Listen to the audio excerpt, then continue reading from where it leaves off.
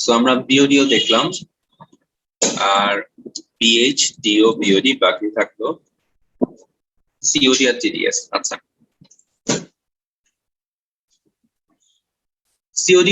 সিওডিও খুব সিম্পল একটা জিনিস, ওই সর্ট অফ বিওডির মতোই। বিওডিতে কি বলা হচ্ছিল, জাস্ট ডেফিনিশন এখানে একটু দেখো, শুধুমাত্র বায়োডিগ্রেডেবল বা পচনশীল জৈব বস্তুকে মানে অর্গানিক কম্পাউন্ডকে ডিকম্পোজ করতে যতটুকু লাগে সেটাকে বলা হচ্ছিল বিওডি। আচ্ছা, আর সিওডি কিভাবে করা হচ্ছে, জৈব বস্তু পচনশীল হোক বা অপচনশীল হোক, মানে বায়োডিগ্রেডেবল হোক বা নন বায়োডিগ্রেডেবল হোক, ডাজন্ট ম্যাটার, দুইটাই সিওডি তে কাউন্ট করা হয়। তার মানে এটা তো কমন সেন্স দিয়ে বোঝাই যাচ্ছে যে সিওডি এর ভ্যালুটা অবশ্যই বিওডি থেকে বেশি হবে, তাই না?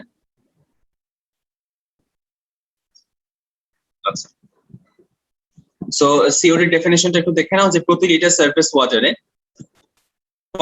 ডিগ্রেডেবল অর্গানিক কম্পাউন্ড অথবা নন বায়োডিগ্রেডেবল অর্গানিক কম্পাউন্ডকে পুরোপুরি অক্সিডাইজ করার জন্য, অক্সিডাইজ করে কিসে কিসে কনভার্ট করে, কার্বন ডাই অক্সাইডে করতে পারে, অ্যামোনিয়াতে করতে পারে, সালফাইডে বা হাইড্রোজেন সালফাইডে করতে পারে, এগুলাতে কনভার্ট করার জন্য যেই পরিমাণ অক্সিজেন প্রয়োজন হয় সেটাকে হচ্ছে ওই পানির সিওডি বলা হয়। তার সিওডি এর ফুল ফর্ম হচ্ছে কি তাহলে, কেমিক্যাল অক্সিজেন ডিমান্ড। সিওডি কোনো ম্যাথ আছে না, সিওডি কোনো ম্যাথ নাই, এখানে একটা বিক্রিয়া দিছে, বাট এই বিক্রিয়া থেকে খুব একটা কখনো প্রশ্ন আসে না, এগুলো আমাদের দেখার দরকার নাই, এগুলো আমরা স্কিপ করতে পারি, এগুলো থেকে প্রশ্ন আসবে না। জাস্ট আমাদের জানতে হবে সিওডি জিনিসটা কি, কিভাবে কাজ করে, এবং বিওডি থেকে তার যে মানটা বেশি কেন বেশি, একটু জানলেই সিওডির কাহিনী শেষ। আচ্ছা, সিওডির পর আমাদের একটা জিনিস থাকে যেটা হচ্ছে টিডিএস। টিডিএস এর ফুল ফর্ম হচ্ছে টোটাল ডিজলভড সলিড। নাম শুনে বোঝা যাচ্ছে এখানে কি কি থাকবে, যতগুলা সলিড থাকবে, অর্গানিক হইতে পারে, ইনঅর্গানিক কলোইডাল সাবস্টেন্স হইতে পারে, মলিকুলার হইতে পারে, আয়নিক হইতে পারে, যা যা থাকবে সলিড, সলিড যা যা থাকবে সেটাই হচ্ছে টোটাল ডিজলভড সলিড এর অন্তর্গত, নাম শুনেই বোঝা যায়। এবং এটার যে মেইন কম্পোনেন্ট গুলো সেটা হচ্ছে calcium, sodium, potassium, phosphate, nitrate, chlorine, এগুলো। বর্তমান সময় কিছু পেস্টিসাইডও দেখা যায়। আর টিডিএস মাপার যে যন্ত্রটা, গ্র্যাভিটিমেট্রিক পদ্ধতিতে হচ্ছে টিডিএস ক্যালকুলেট করা হয়, গ্র্যাভিটিমেট্রিক। টিডিএস এর আদর্শ ভ্যালু হচ্ছে এমসিকিউ এর জন্য জানা ভালো 500 এপিএম, কিন্তু 1000 এর বেশি মধ্যে হইলেও চলে, কোনো প্রবলেম নেই।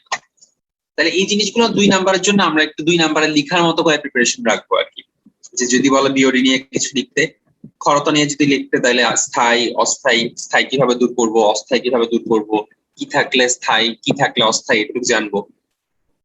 পিএইচ নিয়ে অলরেডি আমরা জানি, পিএইচ জাস্ট রেঞ্জ জানলেই চলে, যে এই রেঞ্জের জন্য এই পানি, এই রেঞ্জের জন্য এই পানি। ডিজলভ অক্সিজেনের জন্য ডেফিনেশনটা মনে রাখবো, কিভাবে লিখতে হবে জানবো। আর পানির ডিও 5 ppm বা 10 ppm বলতে কি বুঝো, এটা বললে যাতে লিখতে পারি সেটা রাখবো প্রিপারেশন। দেন বিওডি ডেফিনেশন জানবো, বিওডি জিনিসটা আসলে কি, সে যে আসলে ডিজলভ অক্সিজেনের ডিফারেন্স 5 দিন পর, এটা জানলাম। যদি বলে যে বিওডি 5 মিলিগ্রাম পার লিটার, তাহলে এটা কিভাবে লিখবো, এটা এক্সপ্লেনেশনটা এটা জানবো। সিওডি মোটামুটি সেম ব্যাপার। টিডিএস ও টিডিএস জিনিসটা কি, কোত্থেকে আসে, তার কম্পোনেন্ট কি কি, কিভাবে মাপা হয়, আদর্শ ভ্যালু কি, এগুলা জাস্ট আমরা একবার করে রিডিং করে গেলেই হবে। আর এই যে এগুলা শিল্প পর্যায়ে, এগুলো আমাদের আর নাই, সেগুলো যাচ্ছে না, সিলেবাসে নেই এগুলা। তারপর জাস্ট দেখে রাখো, আমরা বোর্ড পিটিপের সময় হয়তো স্পেস করবো, যখন বুঝতে পারি যেগুলো স্কিপ করবো, যে কিছু রিয়াকশন আগে করতে হইতো আর্সেনিক রিলেটেড, আর্সেনিক কিভাবে পানি দূষণ করে, এই রিয়াকশন গুলো আগে মুখস্থ করতে হইতো, এটা হয়তো দেখতে পারো ক্রিয়েটিভে হয়তো। তারপর খাদ্য শৃঙ্খলে ভারী ধাতু, আর্সেনিক, ক্রোমিয়াম, ক্যাডমিয়াম, লেড, এই প্রত্যেকটার জন্য আলাদা আলাদা রিয়াকশন মুখস্থ করতে হইতো, যে পানিতে কিভাবে মিশে, পানিতে মিশে কিভাবে আমাদের ক্ষতি করে, প্রত্যেকটা আলাদা আলাদা রিয়াকশন থাকে, এরকম চার্ট থাকতো, কোনটা কিভাবে মানুষের খাদ্যে ঢুকে এন্ড দেন কিভাবে মানুষের শরীরে ক্ষতি করে, এগুলো ছিল আগে। ঠিক আছে, তাহলে আমাদের এই চ্যাপ্টার পুরোপুরি কমপ্লিট। আমরা আচ্ছা আরেকটা কাজ করি, আজকে অন্য কিছু করি, তোমরা এই চ্যাপ্টারটা পড়ে রাখো, বাসায় স্লাইডটা একবার দেখে রাখো, আমরা নেক্সট দিন থেকে বোর্ড ক্রিয়েটিভ শুরু করি, এটা ভালো হয় না, নাকি আজকে শুরু করলেই ভালো?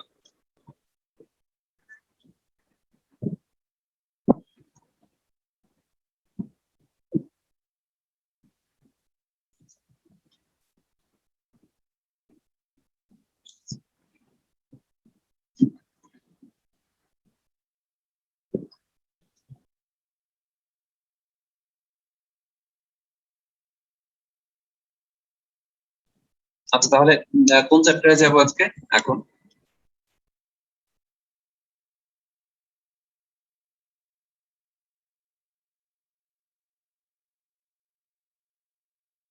তাই আসলে জাস্ট একটা প্রপার্টি ইলাস্টিসিটি।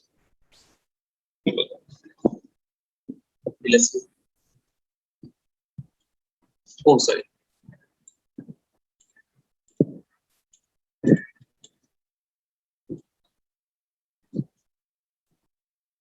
আচ্ছা আমি still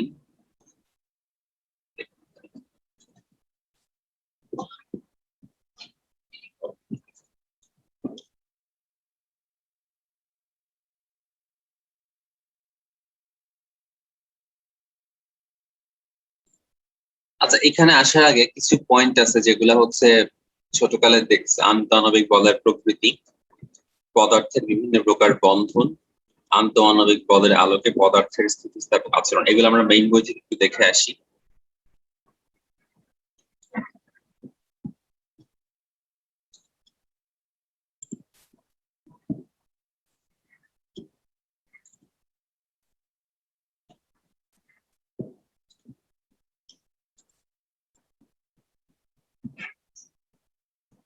ও আচ্ছা এই জিনিসগুলো আছে, হ্যাঁ ঠিক আছে, এই জন্য স্লাইডে দেন নাই। আচ্ছা এগুলা তোমরা একটু রিডিং পড়ো, হ্যাঁ এগুলো আমি দেখাইনি কাজ, এগুলা ওই সলিড লিকুইডের নরমাল জিনিস। এই যেগুলা লাল গুলা দাগানো লাইন, এই দাগানো লাইন গুলো দেখলেই হবে, এমসিকিউ তো। আর এই বুঝতেই পারতেছে না, টপিকের নাম শুনে বুঝতে পারতেছে আন্তঃআণবিক বল, মাইন্ডের জিনিস যেগুলা, বিভিন্ন প্রকার বন্ধন, হ্যাঁ এগুলোর থেকে তো আসলে আর ক্রিয়েটিভ আসবে না, এমসিকিউ আসবে। তো এই যে লাল দাগানো লাইন গুলা, এগুলা এমসিকিউর জন্য আসতে পারে, যে নিচের কোনটা ট্রু। সো এরকম হঠাৎ দেখে মনে হতে পারে যে প্রশ্ন এরকম দিল যে কঠিন পদার্থ নিজের অবস্থানে vibrate, solid can vibrate in its own position, liquid can vibrate, gas can vibrate, নিচের কোনটা সত্য?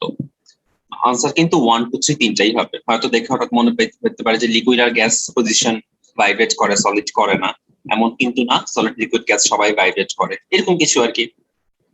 সলিড আবার রোটেশনাল, রোটেশনাল কোনো ভেলোসিটি থাকে না, তাদের কোনো ইন্টারমলিকুলার স্পেসও থাকে না। দ্যাটস ওয়াই মানে আমি যদি এইভাবে কোশ্চেনটা করা হয় যে কেন প্রেসার অ্যাপ্লাই করলেও সলিডের ভলিউম স্কুইজড হয় না, কিছু সলিডের হয় অ্যাকচুয়ালি, যেমন স্পঞ্জ বলটাই। তো ইউজুয়ালি দেখবো যে লিকুইডের ভলিউম চেঞ্জ হতে পারে, গ্যাসের ভলিউম চেঞ্জ হবে, আর সলিড একটা বই, একটা খাতা, এটাকে তুমি যতই প্রেসার দাও তার কিন্তু ভলিউম চেঞ্জ হবে না, সেটা শেপ চেঞ্জ করতে পারে বাট ভলিউম চেঞ্জ হবে না ইউজুয়ালি। ইলাস্টিক জিনিসের কেসে হয় যদিও। তো এই জিনিসগুলা এখানে যে লাল লাল দাগানো লাইন গুলা, লাল সবুজ, এই সবগুলাই তোমরা একটু দেখো, এগুলা হচ্ছে এমসিকিউ এর জন্য। অলদো এগুলা একটু হায়ার লেভেলের এমসিকিউ, হায়ার লেভেলের বলতে এটা দাগানো হচ্ছে ফর বোর্ডের জন্য প্লাস মেডিকেলের জন্য, দুইটার জন্যই একসাথে দাগানো হয়। তো এই লাল লাল দাগানো লাইন গুলো একবার করে পড়ে যায়ও এই টপিক গুলোর জন্য। এই যে গ্যাসের হচ্ছে তিনটা ভেলোসিটি আছে, ভাইব্রেশনাল, রোটেশনাল, এটাকে আমি ট্রান্সলেশনাল বলে। তো এই তিনটা ভেলোসিটি গ্যাসের প্রেজেন্ট, বাট লিকুইডের মধ্যে দুই একটা আছে, কোনটা কোনটা, ভাইব্রেশন আছে, রোটেশনাল আছে, নির্দিষ্ট রেঞ্জের মধ্যে ট্রান্সলেশনাল প্রেজেন্ট। আর সলিডের হচ্ছে আবার এর মধ্যে রোটেশনালও নাই, ট্রান্সলেশনাল নাই, এর খালি ভাইব্রেশনাল আছে। এই জিনিসগুলো আর কি মাঝে মাঝে এমসিকিউ আসতে পারে, তোমাদের যদি ভাবে এমসিকিউ এটা আসতেই পারে। আচ্ছা এরপর এটা গেল ফার্স্ট টপিকটা, এই যে বিভিন্ন প্রকার আন্তঃআণবিক বলের প্রকৃতি, যেটা এখন আমরা কঠিন, তরল, বায়বীয় এগুলোর ব্যাখ্যা দেখলাম। এরপর দেখলাম পদার্থের বন্ধন, আয়নিক, সমযোজী, ধাতব, ভ্যান ডার ওয়ালস, এই চার প্রকার যে ফোর্স, সেটার ব্যাখ্যা এটা তো আগেই পড়ে আসছো, আয়নিক বন্ড কি জিনিস জানো, আয়নিক বন্ডের কিছু ক্যারেক্টারিস্টিক্স, এটা তো কেমিস্ট্রি পড়া হতো, যে ফার্স্ট মৌলতে অনেক লো আয়নাইজেশন পটেনশিয়াল হবে, সেকেন্ডটা হাই হবে, এই সেই। দেন কোভালেন্ট বন্ড কি জিনিস একবার রিডিং করে যায়, ও লাইনগুলা সবই জানো, স্টিল ফিজিক্স বইয়ে যেভাবে আছে এমসিকিউ কিন্তু সে লাইন থেকেই দিবে, সো রিডিং পড়া থাকলে একটু ভালো। দেন মেটালিক বন্ডে যে তারা মুক্তভাবে ক্রিস্টালের মধ্যে মুভ করতে পারে, ইলেকট্রন গুলো কোনো নির্দিষ্ট পরমাণুর সাথে কানেক্টেড থাকে না, এগুলো একবার reading van der Waals force. তাহলে এই চারটা ফোর্স একবার জাস্ট রিডিং করে যায়, এগুলো তোমরা অলরেডি জানো, তাই এগুলো নিয়ে কথা বললাম না। এই গেল আমাদের সেকেন্ড পয়েন্টটা, পদার্থের বন্ধন, আয়নিক, সমযোজী, ধাতব, ভ্যানডারওয়ালস। আচ্ছা, এরপর হচ্ছে আন্তঃআণবিক বল ও পদার্থের স্থিতিস্থাপকতা।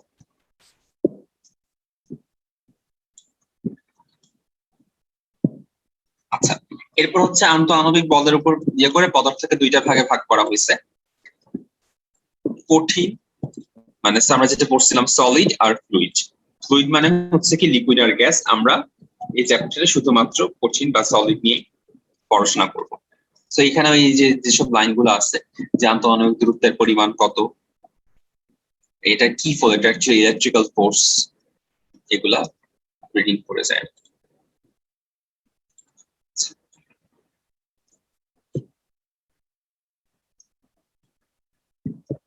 আচ্ছা, এই যে একটা চার্ট দেখতে পারতেছো এখানে, এই পেস্ট করে দিয়েছে যে এখানে, এটা রিডিং করে, এটা এমসিকিউ এর জন্য বেশ ভালো। আয়নিক, সমযোজী, ধাতব, ভ্যানডারওয়ালস হয়তো জানোই, বাট রিডিং পড়া থাকতে আনসার করতে একটু তাড়াতাড়ি করা যায়।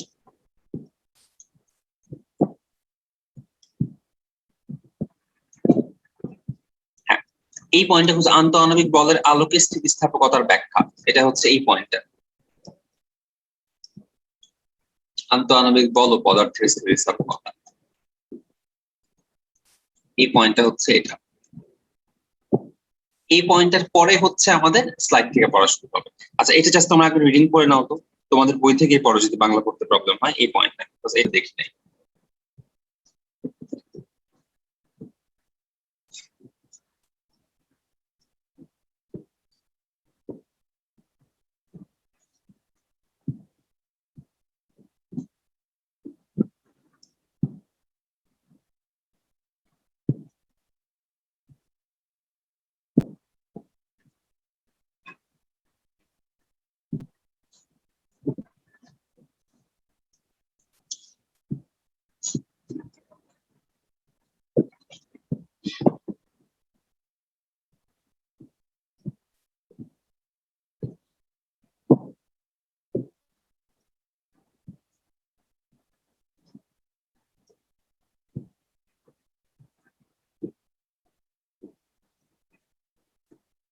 একটা একটা করে এই টপিক ধরে বইয়ের টাইটেলের সাথে মিলবেই। খুব বলি যে প্রতিটা টপিকই এটা বইয়ের টাইটেলের সাথে মিলবে, যেই টাইটেলের সাথে মিলবে ওইটা এটা করে ফেলবা। যেমন এখানে আন্তঃআণবিক পদার্থের স্থিতিস্থাপকতা মিলে গেল, এটা এভাবে যাবা আর কি। তাহলে হয়তো অনেক অনাকাঙ্ক্ষিত জিনিস পড়া লাগবে না, আবার অনেকগুলো হয়তো মিস হয়ে গেছে, সেগুলো আবার পড়া হবে। আচ্ছা, আমরা এখন আসি হচ্ছে স্থিতিস্থাপকতা।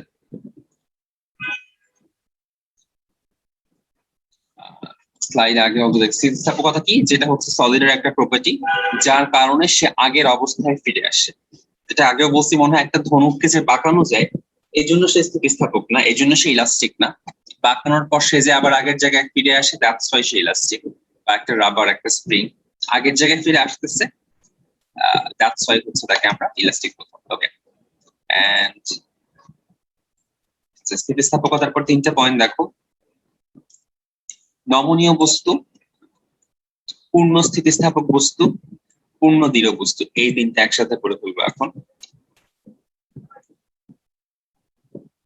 প্লাস্টিক বডি, নমনীয় মানে হচ্ছে প্লাস্টিক বডি যেটা, সেটা হচ্ছে তুমি শেপ দিলেই, তুমি যদি ফোর্স দাও তাহলে তার শেপটা চেঞ্জ হয়ে যাবে। সে কিন্তু ইলাস্টিক হিসেবে তাকে খুব একটা বলা যায় না, কারণ সে তার আগের জায়গায় ফিরে আসবে না, তার শেপটা চেঞ্জ হয়ে যাবে। ফর এক্সাম্পল, একটা কাগজ, খাতা না, কাগজ, কাগজ ছিঁড়ে তুমি তোমরা এমন গোল বানায় ফেললা, তাহলে এটা হচ্ছে একটা প্লাস্টিক বডি, বিকজ তুমি তার শেপটাকে পার্মানেন্টলি ডিফর্ম করে ফেলছো, সে আর আগের জায়গায় আসবে না আনলেস তুমি তাকে ধরে বাঁধি না। সেটা হচ্ছে প্লাস্টিক বডি। তারপর পারফেক্টলি ইলাস্টিক মানে কি, তুমি তাকে স্প্রিং যেমন বা একটা রাবার যেমন, তুমি যদি তাকে ফোর্স প্রয়োগ করো, সে পুরোপুরি আগের অবস্থা ফিরে পাচ্ছে, সেটা হচ্ছে পারফেক্টলি ইলাস্টিক বডি।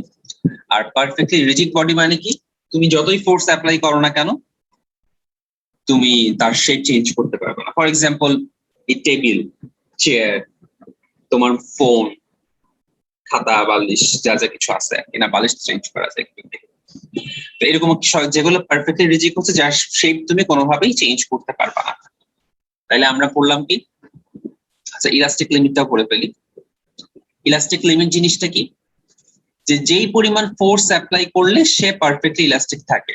যেমন এমন একটা রাবার তুমি টানতেছো, হ্যাঁ, টানার পর সে আবার আগের জায়গায় ফিরে আসলো, পারফেক্টলি ইলাস্টিক।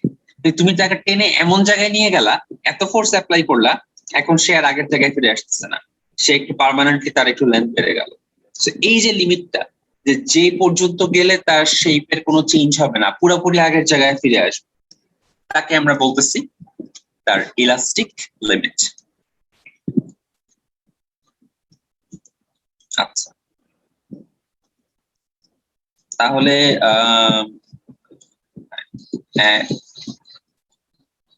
আচ্ছা, এইগুলা নিয়ে কি কোনো প্রবলেম আছে? দেখো তো,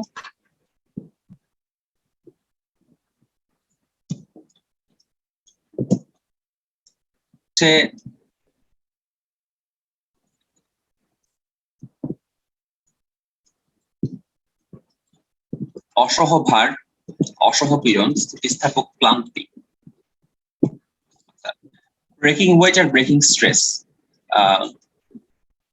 ব্রেকিং স্ট্রেসটা হচ্ছে যে স্ট্রেস অ্যাপ্লাই করলে সেই ইলাস্টিক লিমিটটা ক্রস করে। আমরা যে বলতেছিলাম যে মানে এই পরিমাণ স্ট্রেস যদি তাকে দেই, সে হচ্ছে ছিঁড়ে যাবে। ধরো একটা দড়িতে কোরবানির সময় যেমন দড়িতে মাংস ঝুলাই আর কি, তো মাংস ঝুলাইতে ঝুলাইতে ঝুলাইতে ঝুলাইতে এমন একটা অবস্থা যদি হয় দড়ি ছিঁড়ে মাংস সব নিচে পড়ে গেল, ওই যে ওয়েটটা যার জন্য নিচেই পড়ে গেল ছিঁড়ে, সেটাকে আমরা ব্রেকিং ওয়েট বলতেছি, এবং সেই স্ট্রেসটাকে আমরা ব্রেকিং স্ট্রেস বলতেছি।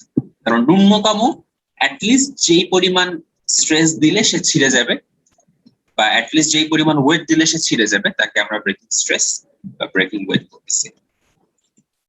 আচ্ছা, আর ইলাস্টিক ফ্যাটিক জিনিসটা কি? ইলাস্টিক ফ্যাটিক হচ্ছে ট্রাউজার আর ইলাস্টিকের মতো, যে ইনিশিয়ালি ভালো থাকে, হ্যাঁ, এমন হচ্ছে তুমি ইলাস্টিক লিমিট ক্রস করে ফেললা, তুমি অনেক বেশি ইউজ করতেছো আর কি, তো ইলাস্টিক ওলা ট্রাউজার বারবার ইউজ করতে করতে করতে করতে এক সময় দেখা যায় সেটা লুজ হয়ে গেল। এই যে ব্যাপারটা, এটাকে আমরা ইলাস্টিক ফ্যাটিক বলতেছি, যে কন্টিনিউয়াসলি ইউজ করার ফলে বা কন্টিনিউয়াসলি তাকে টানাটানি করার ফলে তার ইলাস্টিক প্রপার্টি ডিগ্রেডেশন ঘটে। এই ঘটনাটাকে আমরা ইলাস্টিক ফ্যাটিক বলতেছি। আচ্ছা, তাহলে আমরা কমপ্লিট করলাম অসহভার, অসহপীড়ন, breaking weight, breaking stress, elastic fatigue. ঠিক আছে, এখন আমরা চলে আসতেছি স্ট্রেইন, বিকৃতি, স্ট্রেইনে চলে আসতেছি। এখানে দেখি কিছু মিস গেল কিনা।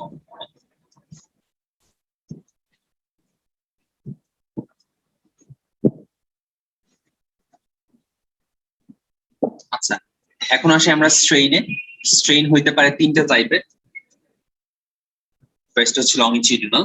লংজিটিউডিনাল মানে হচ্ছে তুমি তাকে এক বরাবর টানলা, টানার পরে তার লেন্থের যে পরিবর্তন ঘটলো divided by the initial length, সেটাকে বলা হচ্ছে longitudinal strain. Is del L by Li. Then volume strain del V by Vi. Shearing strain যেটাকে আমরা tan theta দিয়ে ডিনোট করি। নৈতিক আকার দেখে নেই। So longitudinal strain, shearing strain, volume strain, প্রত্যেক কেসেই del something by ওইটা, যেমন del L by L, del V V, আর এই কেসে হচ্ছে theta or tan theta shearing strain। আচ্ছা, আর এটা কি মনে আছে কখন আমরা থিটা ইউজ করবো আর কখন tan theta ইউজ করবো? আচ্ছা, তো দেখে নেই। আমরা যখন রেডিয়ানে থাকবে তখন থিটা ইউজ করব, আর যখন ডিগ্রিতে থাকবে তখন হচ্ছে tan theta ইউজ করব। এই গেল স্ট্রেইন। একটু ফাস্ট যাচ্ছি যেহেতু অলরেডি তোমার পরিচিত আছে রিভিশন, তাই একটু ফাস্ট যাচ্ছি।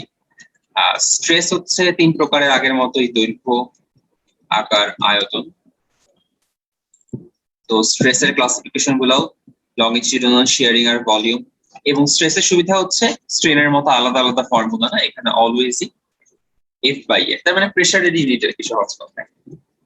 তবে এমসিকিউর জন্য আরো কিছু মনে রাখো যে SI ইউনিটে তো এটা প্যাসকেল, ভালো কথা,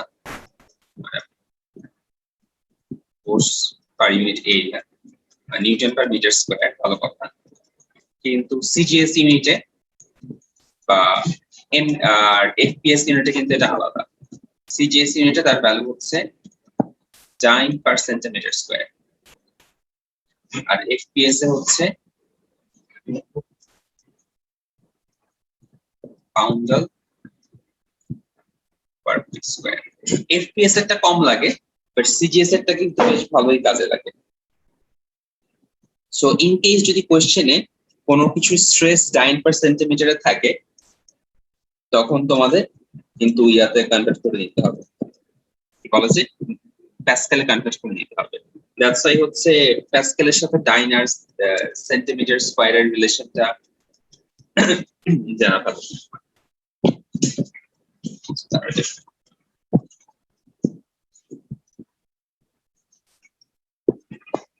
So 1 Pascal,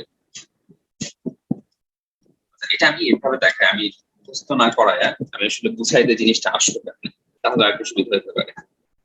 তোমরা কি নিউটন আর ডাইনের রিলেশন জানো?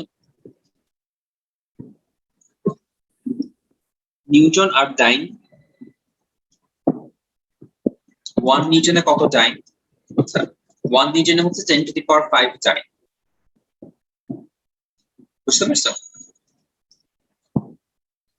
এটাও আসলে মুখস্থ করার দরকার, এটা আমি আরো বেস থেকে আসি, যত কম মুখস্থ করা যায় আসলে। নিউটন কিসের কিসের মাল্টিপ্লিকেশন? ম্যাস আর অ্যাক্সিলারেশন, তাই না? ফোর্স। তো এমপিএস ইউনিটে বা এসআই ইউনিটে ম্যাসের ইউনিট কি কেজি, আর অ্যাক্সিলারেশনের কি মিটার পার সেকেন্ড স্কয়ার, এটা তো আমরা জানি। সিজিএস ইউনিটে ম্যাসের ইউনিট কি?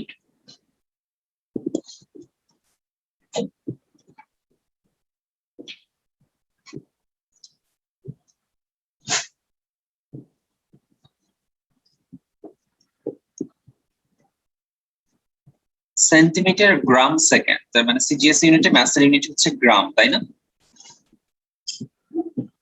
অ্যাক্সিলারেশন হচ্ছে সেন্টিমিটার পার সেকেন্ড স্কয়ার। একটু বুঝতে কি কোনো প্রবলেম হচ্ছে? তাহলে 1 নিউটন থেকে 10 টু দি পাওয়ার 5 কেমনে আসলো? 1 কেজি থেকে 1 গ্রামে যাওয়ার জন্য 10 টু দি পাওয়ার 3 আসে, আর 1 মিটার থেকে 1 সেন্টিমিটারে যাওয়ার জন্য 10 টু দি পাওয়ার 2 আসে। এই দুইটা মিলেই 1 newton equal to 10 to the power 5 dyne হয়। 1 ডাইন মানে হচ্ছে 1 gram centimetre per second square. এই 1 নিউটন থেকে 10 টু দি পাওয়ার 5 কেমনে আসলো, এটা কি বুঝছো নাকি আরেকবার করবো? দেখো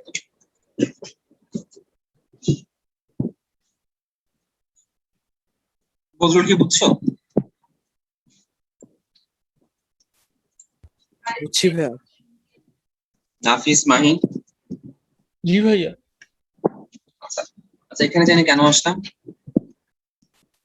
আচ্ছা হ্যাঁ, ডাইন পার সেন্টিমিটার স্কয়ার বোঝানোর জন্য, রাইট। তাহলে আমি একটু, আচ্ছা আমি হোয়াইট করে চলেছি,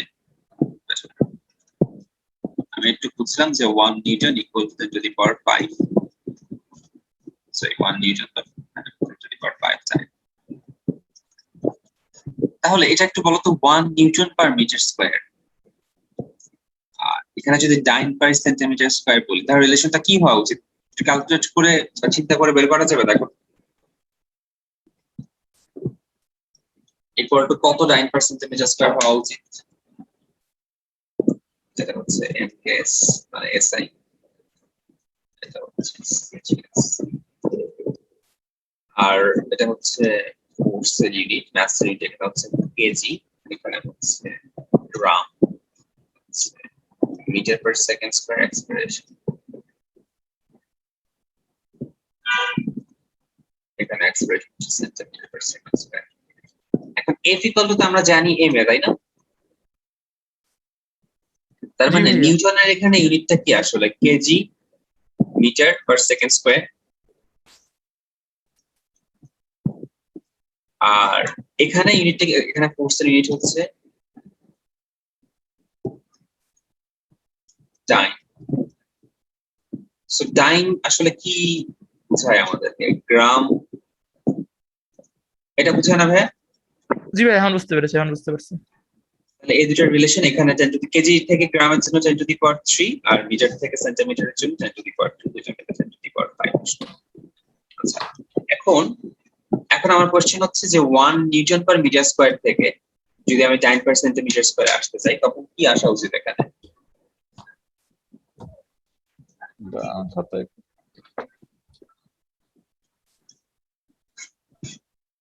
এখানে যে ফোর্সটা দিবে সে 1 সেন্টিমিটার স্কয়ারে কি তার কত গুণ দেওয়া উচিত?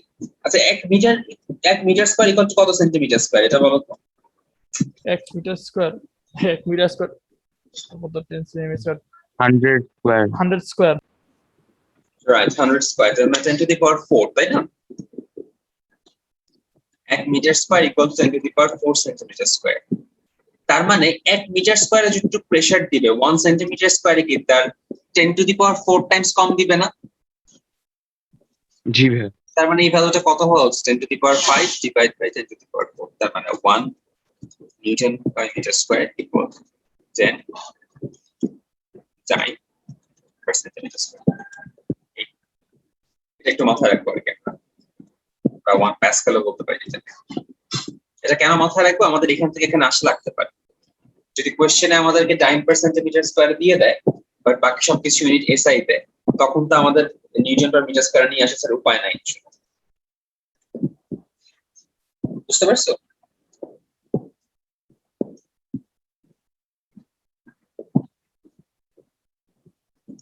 আচ্ছা পরেরটাতে আসি।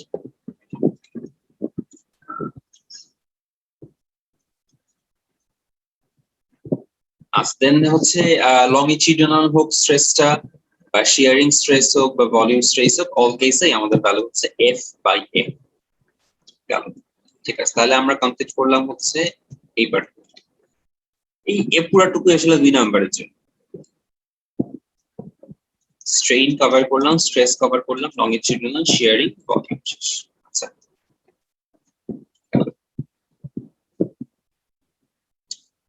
চ্যাপ্টারে অনেক কিছু বাদ দিচ্ছে মনে হয় এখন আমি বুঝতেছি এত কম জিনিস ছিল না আসলে নাকি কিছু বাদ দিচ্ছে কিনা আস্তে আস্তে দেখি। তো ফার্স্টে হচ্ছে হুকের ল। হুকের লটা কি ছিল? হুকের ল আমাদেরকে বলতেছিল যে স্ট্রেস আর স্ট্রেইন ইকুয়াল টু কনস্ট্যান্ট এবং সেই কনস্ট্যান্টের আমরা ডিফারেন্ট ভ্যালু বের করি। তার মানে আমাদের স্ট্রেস ছিল 3টা টাইপের স্ট্রেইন ছিল 3টা টাইপের তো 3টা রেশিওর জন্য আমাদের টোটাল 3টা কনস্ট্যান্ট চলে আসে। তো স্ট্রেসের হুকের লটা আমাদের মাঝে মাঝে 1 নাম্বারের জন্য লিখতে বলতে পারে যে within elastic limit stress is proportional to strain বা applied stress is proportional to strain stress by strain equal to constant এটাই হচ্ছে হুকের ল। ঠিক আছে হুকের ল এর পরে আমরা আসি পীড়ন আর বিকৃতির রিলেশন।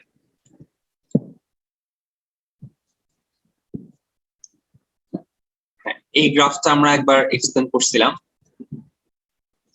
যে পীড়ন আর বিকৃতি কিভাবে কাজ করে যে যত আমি স্ট্রেস বাড়াবো ডেফিনেটলি স্ট্রেইন তত বাড়বে যেহেতু তারা প্রপোর্শনাল এবং তারা কিভাবে কাজ করে এটা হচ্ছে এখানে একটু এক্সপ্লেন করা। এটা তোমাদের বইয়ে একবার জাস্ট রিডিং করে থাকবে এটা যেটা আগেরবার দেখছিলাম আমরা যে প্রতিটা পয়েন্ট এখন বোঝা যাচ্ছে কিনা কোনটা দিয়ে কি বোঝাচ্ছে তোমাদের বই ইংলিশ ভার্সন থেকে একবার রিডিং